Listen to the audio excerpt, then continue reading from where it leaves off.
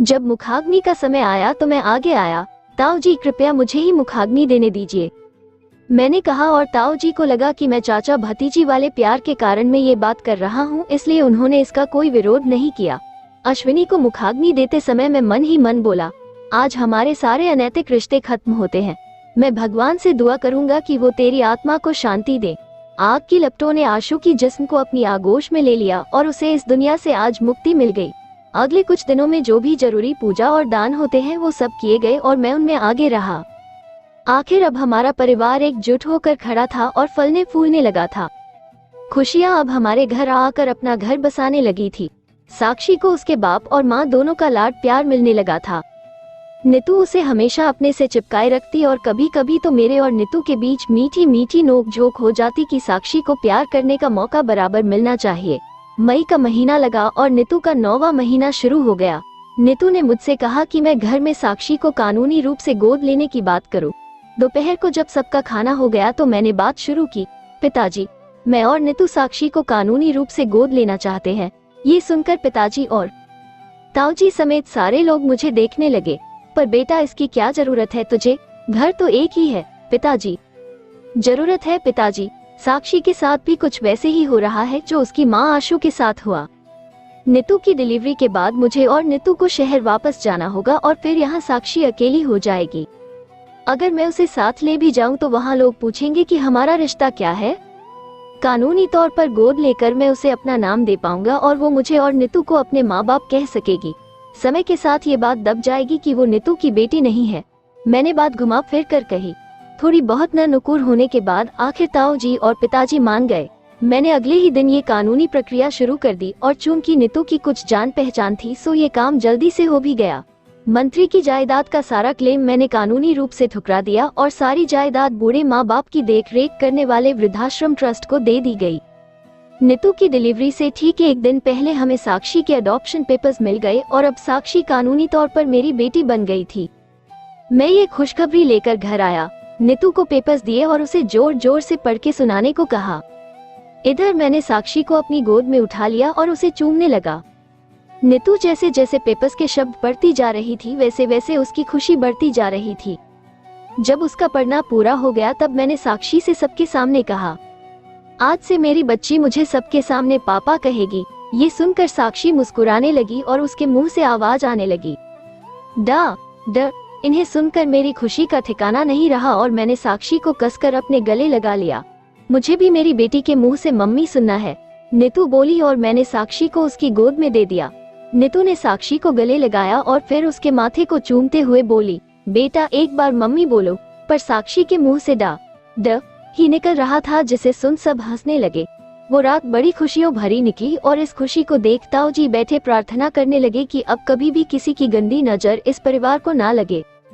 अगले दिन सब कुछ हंसी खुशी चल रहा था कि दोपहर को खाने के बाद नीतू ने मुझे अपने पास बुलाया और अनकंफर्टेबल होने की शिकायत की।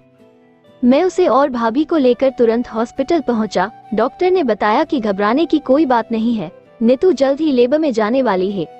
ठीक शाम को 4 बजे डॉक्टर ने उसे लेबर रूम में शिफ्ट किया। मैं थोड़ा घबराया हुआ था कि जाने क्या होगा और उधर भाभी मेरा हौसला बढ़ाने लगी थी कि सब ठीक ही होगा। पर मैं घबराया हुआ था तो भाभी ने घर फोन करके सबको बुला लिया। कुछ ही देर में पूरा घर हॉस्पिटल आ गया। भाभी ने माँ से कहा कि वो साक्षी को मुझे सौंप दे। साक्षी जैसे ही मेरी गोद में आई मेरे दिल को कुछ चैन आया और ठीक उसी वक्त नर्स बाहर आई और बोली, सागर जी मुबारक हो, आपको जुड़वा बच्चे हुए हैं। ये सुनते ही मैं खुशी से उछल पड़ा और फौरन नीतू को मिलने कमरे में घुसा। नीतू उस वक्त बेहोश थी। मैंने डॉक्टर से पूछा तो उन्होंने बताया कि नीतू आराम कर रही है और घबराने की कोई बात नहीं है। ये सुनाकर मेरी जान में जान आई। कुछ मिनट बाद नर्स दोनों बच्चों को लेकर आई, एक लड़का और एक लड़की। दोनों को देखकर मेरी आंखें छलछला गई। मैंने पहले साक्षी को माँ की गोद में दिया और बड़ी एहतियात से दोनों बच्चों को गोद में उठाया। ये बड़ा ही अनोखा पल था जिसने मेरे अंदर बड़ा अजीब सा बदलाव किया था। दोनों बच्चे शांत थे और सो रहे थे, उनकी सांसें तेज चल रही थी। मैंने एक एक कर दोनों के माथे को चूमा। अगले ही पल मेरे चेहरे पर संतोष भरी मुस्कुराहट आ गई। मेरी छोटी सी दुनिया आज पूरी हो गई थी। बारी बारी से सबने बच्चों को गोद में उठाया और उन्हें प्यार दिया। तब तक नीतू भी जाग गई थी। मैं उसके पास पहुंचा और उसका दाहिना हाथ पकड़कर उसके माथे को चूमा। बेबी ट्वीन, मैंने मुस्कुराते हुए कहा। नीतू के चेहरे पर भी मुस्कुराहट आ गई। इतने में भाभी मस्खरी करते हुए बोली, हाय राम, तुम दोनों सच्ची बेशर्म हो, हम सब के सामने ही। भाभी बोली तो ताई जी ने उनके कान पकड़ लिए और बोली, तो तू आंख बंद कर लेती। ये तो सुनकर सारे हंस पड़े। अच्छा बेटा, कोई नाम सोचा है तुम दोनों ने? ताऊ जी ने पूछा तो नीतू मेरी तरफ देखने लगी। अनुज, मैंने कहा और मेरे पीछे पीछे नीतू बोली, सृष्टि। दोनों नाम सुन घर वाले खुश हो गए और ताऊ जी ने यही नाम रखने को कहा। कुछ देर बाद डॉक्टर साहिबा आई और हमें मुबारकबाद दी। साथ ही उन्होंने मेरी तारीफ भी की कि मैंने नीतू का इतना अच्छा ख्याल रखा कि द्वीन होने के बाद भी डिलीवरी में कोई परेशानी नहीं हुई। शाम को मैं नीतू और बच्चों को लेकर घर आया तो सारे विधि विधान से हम घर के भीतर आए। रात को सोने के समय मैंने नीतू से बात की। थैंक यू मेरी ये छोटी सी दुनिया पूरी करने के लिए। उस समय पलंग पर तीनों बच्चे एक साथ सो रहे थे और यही मेरी दुनिया थी। मेरे लिए तीनों बच्चों को संभालना एक चैलेंज था। जब एक रोता तो उसकी देखा देखी बाकी दो भी रोने लगते और तीनों को चुप कराते कराते मेरा बैंड बज जाता। जब तीनों घुटनों पर चलने लायक हुए तब तो और गजब हुआ। तीनों घर भर में रेंगते हुए घूमते रहते। जब उन्हें तैयार करना होता तब तो और भी मजा आता, क्योंकि एक को तैयार करने लगो बाकी दोनों भाग जाते।